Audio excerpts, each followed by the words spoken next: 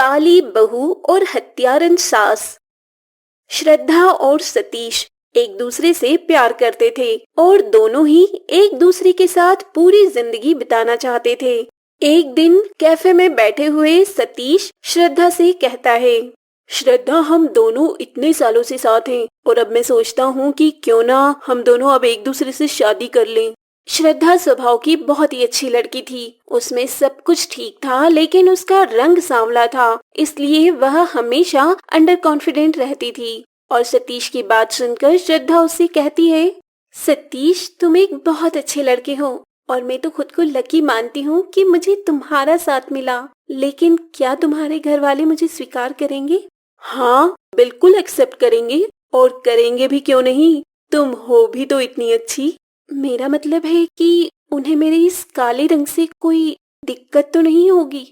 अरे तुम फिक्र मत करो, मैं उन्हें मना लूंगा। वैसे भी तुम्हारे साथ जिंदगी तो मुझे बितानी है ना। ऐसा सोचकर सतीश एक दिन अपने घर में श्रद्धा से शादी की बात करता है। माँ, मुझे एक लड़की पसंद है, उसका नाम श्रद्धा है और मैं उसी से शादी करना चाहता हूँ। यह तो बहुत ही अच्छी बात है बेटा, मैं तो चाहती हूँ कि तू जल्द से जल्द अपना घर बसा ले। अगले दिन सतीश और उसकी माँ शादी का रिश्ता लेकर श्रद्धा के घर में जाते हैं। आइए आइए बहन जी, बहुत बहुत स्वागत है आपका। जी, बहुत धन्यवाद आपका। बताइए क्या लेंगे आप लोग, चाय, कॉफी या कुछ और? आप वो सब छोड़िए बहन जी, और मुझे तो मेरी होने वाली बहू से मिला दीजिए बस। इसके बाद रेशमा अपनी बेटी श्रद्धा को आवाज लगाकर बाहर बुलाती है। बेटी श्रद्धा, मेहमानों के लिए चाय ले आओ। श्रद्धा जब चाय लेकर बाहर निकलती है तो उसे देखकर सतीश की माँ श्रद्धा का काला रंग देखकर अपनी जगह से उठ खड़ी होती है और सतीश की ओर देखकर कहती है, अरे बेटा, तूने भी शादी के लिए यह किसे पसंद किया है? तेरे कॉलेज की सारी लड़कियां मर गई थी क्या, जो तू इस काली नागिन को मेरे घर की बहू बनाना चाहता है?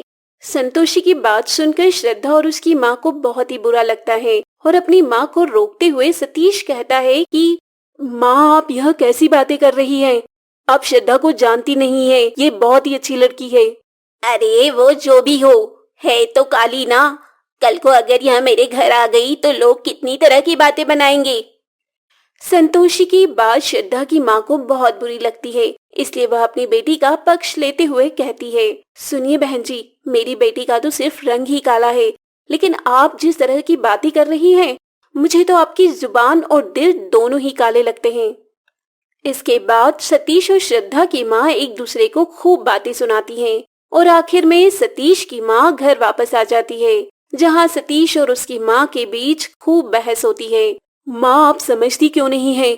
मैं श्रद्धा से बहुत प्यार करता हूँ और उसके बिना नहीं रह सकता हूँ। अरे वाह बेटा, उस कलूटी की माँ ने मेरी इतनी बेइज्जती की, तुझे वो दिखाई नहीं दिया? लेकिन माँ, इसकी शुरुआत तो आपने ही की थी। मैं कुछ नहीं जानती, वो कलूटी लड़की मेरे घर की बहू नहीं बनेगी, मतलब नहीं बनेगी।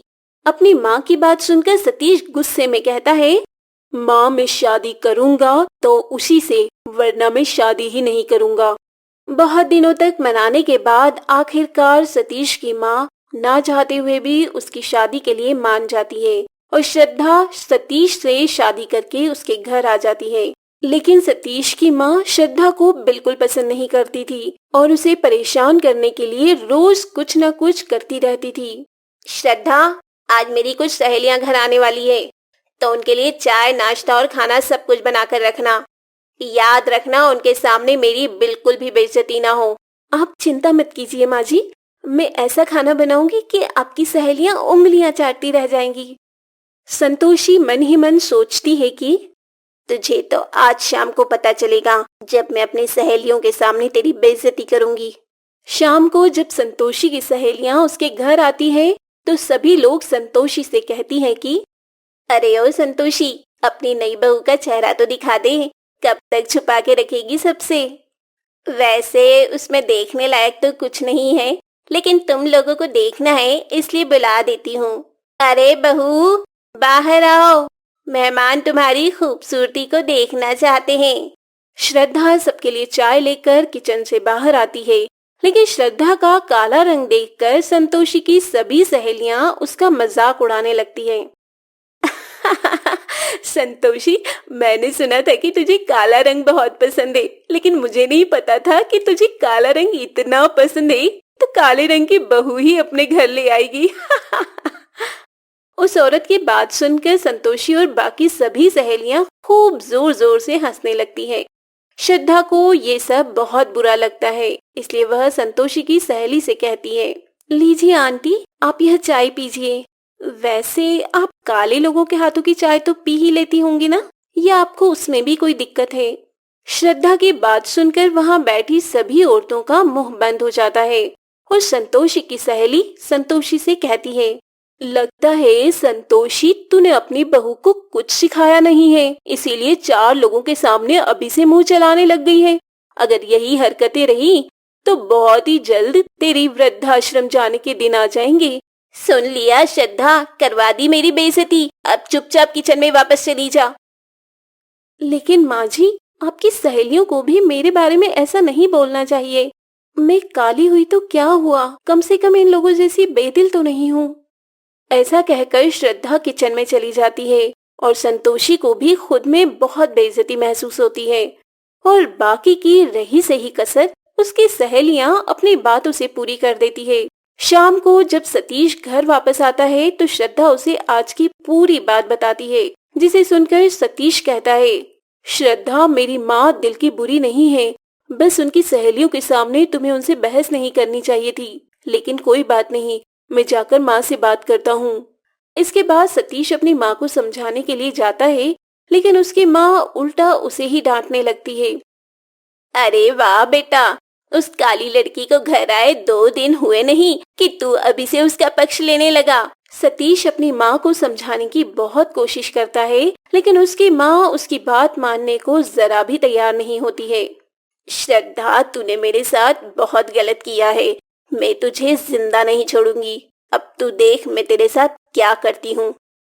ऐसा सोचकर संतोषी एक दिन श्रद्धा को नदी के पास घुमाने ले जाती है और जब श्रद्धा नदी के किनारे बैठी होती है तभी संतोषी श्रद्धा को नदी में धकेलने के लिए उसकी तरफ बढ़ती है, लेकिन गलती से खुद ही नदी में गिर जाती है और श्रद्धा अपनी जान पर खेलकर अपनी सास की जान बचाती है और घर लाकर उसकी खूब सेवा करती है।